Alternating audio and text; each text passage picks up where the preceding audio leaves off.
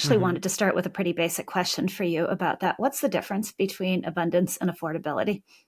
I don't totally know what affordability. I mean, I don't want to sound like an idiot. I know what affordability is as a word, but it's caught on as a catchphrase, and as a literal-minded person, I sometimes wonder. It's like, well, we can have inflation-adjusted median income, right? Is that what affordability is? I don't know. I think the idea of abundance was simply trying to reorient progressive-minded people in the United States back toward the idea that economic growth is actually, quite important, that distributional concerns matter, but they're not the only thing that matters out there. And then in particular, in a lot of fields of life where we are having problems like housing affordability, that we have a lot of regulatory induced scarcities that people need to look at there. Affordability, I think, is like a broader concept. You can make childcare more affordable with subsidies, at least for the people who get the subsidies, and that can be good if you have sort of valuable social goods there. It's also just, the voters elected Donald Trump on the basis of a promise to bring prices down, which I think people who know their macroeconomics understand was probably not a realistic promise, but it's a promise that he made, and now he's in political trouble over it, and it's just kind of fair game for his opponents to complain. Can I try my distinction? I think that the Yeah. abundance, and it seems that you are going that direction, as abundance is mostly a focus about the total pie, basically ignoring distribution, while affordability is really an issue about distribution, maybe ignoring the total pie, but more an emphasis about the distribution. Because when you were saying the United States that did very well, I think there is no doubt that in growth of GDP per capita on average was really good. If you look at the distributional effect, I'm not so sure that they're really good. And if you look at the quality of life of a lot of Europeans versus the majority of Europeans versus the majority of Americans, I'm not so sure the majority of Americans are better off, because unfortunately in GDP, lawyers enter GDP, and we don't get much of utility, at least direct utility out of them. We get a lot of things that are not really in the utility that get into GDP. And we have distributional issue. There is a big chunk of the population in the United States that did not see an increase in real standard of living for decades. So I think that that's a problem in my view.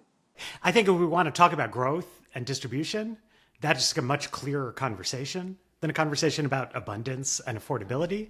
And so that's maybe helpful. US versus Europe, I'm pretty sure at the median, the incomes in the United States are higher than in Europe, and that the gap is growing. I think that at the bottom end of the distribution is where we have the big problem in the United States. That this is a very harsh country to be a poor person in part for, income, health security reasons, also in part because public safety. Low-income Americans are subjected to quality of life issues that are much more severe than the ones that you have in Europe. These are big, important concerns. I mean, this is stuff that I've worried about my whole career. I do think, though, the housing conversation is a piece where sort of a pure distributional lens kind of runs out of gas, right? Because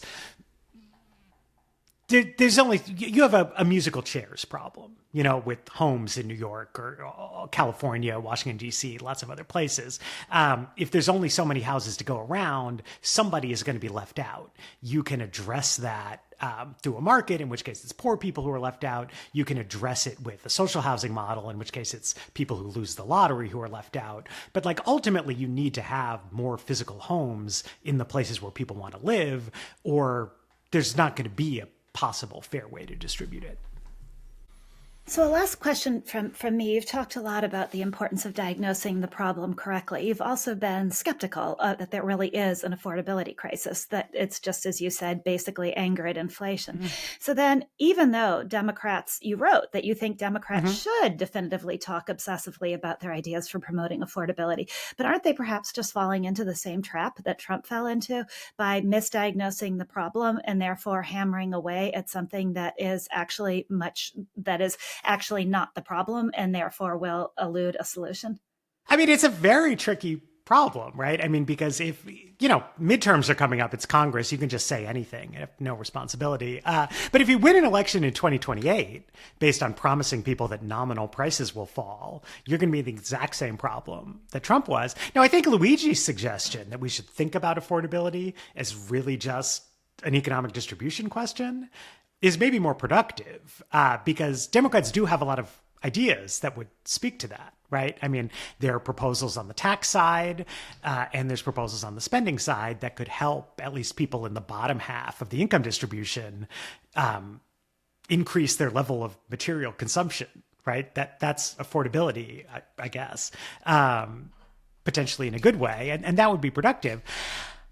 But I think in a way, I mean, that's a very traditional Democratic Party agenda. If you go back, I mean, to Democrats before Joe Biden, right? Barack Obama, Bill Clinton, Lyndon Johnson, Franklin Roosevelt, the thing that they all have in common is an idea that, well, we should have progressive taxation and we should have more government subsidization, particularly of social goods related to health and education. So, like, that's a great agenda. And if we can call that affordability and that connects with people, like, that would be amazing.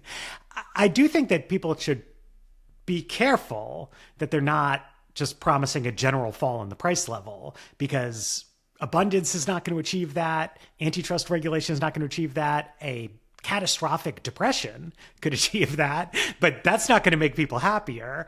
And, this is unfortunately something that us in the journalism community have to try to explain to the public because it's not well understood.